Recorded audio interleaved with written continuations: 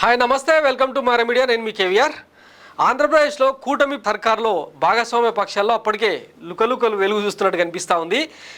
మొన్న అసెంబ్లీ సాక్షిగా నారా చంద్రబాబు నాయుడు ముఖ్యమంత్రి హోదాలో సూపర్ 6 పథకాలను అమలు చేయాలంటే భయమేస్తుంది, ఎట్లా ముందుకు సాగాలో కూడా తెలియట్లేదని చెప్పి ఆయన మాట్లాడిన మాటలు ఇప్పుడు రాష్ట్రం వ్యాప్తంగా ప్రజలు తీవ్ర ఇబ్బందులు విమర్శలు చేస్తున్న పరిస్థితి అనమాట. ఈ నేపథ్యంలో టీడీపీ జనసేన ఉమ్మడి మేనిఫెస్టోలో ఇచ్చిన సూపర్ 6 హామీలకు తమది బాధ్యత కాదని బీజేపీ చేతులెత్తేసిన క్రమం కనిపిస్తుంది. ఒకసారి ఆ వార్తను చూస్తే బాబు హామీలతో సంబంధం లేదంటున్న బీజేపీ, కూటమి అధికారంతో తప్ప హామీలతో తమకు సంబంధం లేదని బీజేపీ నేతలు చెప్తున్నారు. ఎన్నికలకు ముందు చంద్రబాబు సూపర్ 6 పేరుతో పెద్ద ఎత్తున సంక్షేమ పథకాలు ఇస్తామని ప్రకటించారు. సూపర్ 6తో పాటు జనసేన అని పవన్ కళ్యాణ్ చెప్పిన మరికొన్ని సంక్షేమ పథకాలను కలిపి మేనిఫెస్టోను తీర్చిదిద్దారు.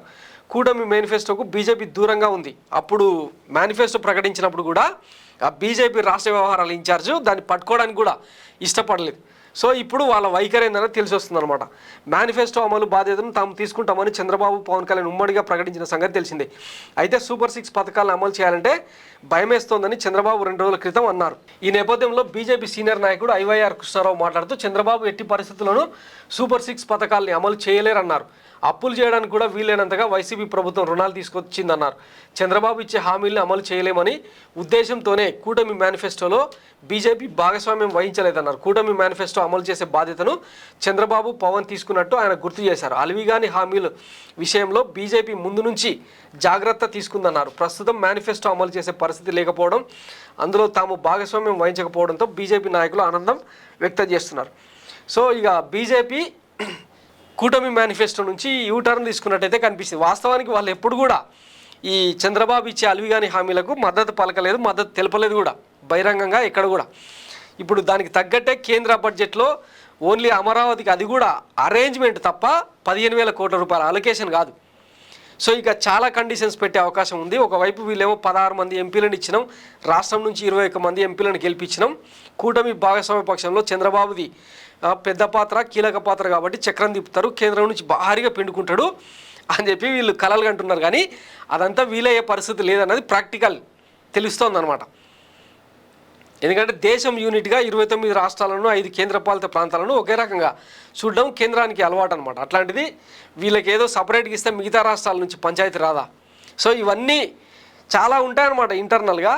సో దానికి తగ్గట్టే ఐవైఆర్ కృష్ణారావు గారు మాజీ ఐఏఎస్ చెప్పిన మాటలు దీనికి బలం చేకూరుస్తున్నాయన్నమాట.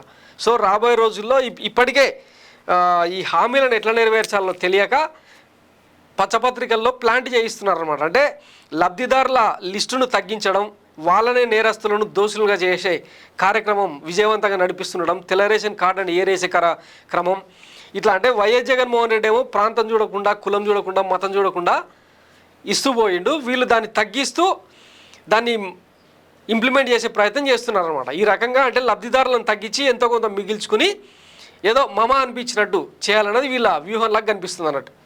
సో ఇక వాస్తవానికి వైసీపీ ఓటమికి వైఎస్ జగన్మోహన్ రెడ్డి అంటే గతంలో నవరత్నాలు ఏవైతే చెప్పిండో వాటికి మించి ఎక్కువ హామీలు ఏమి ఇవ్వలే.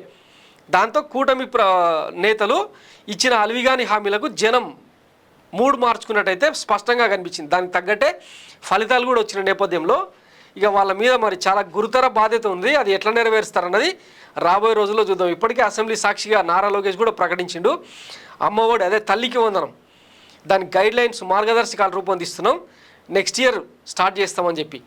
కొన్నింటికేమో పేర్లు మార్చి అవే పాత పథకాలనే కొనసాగించే ప్రయత్నం చేస్తున్నారు అనమాట.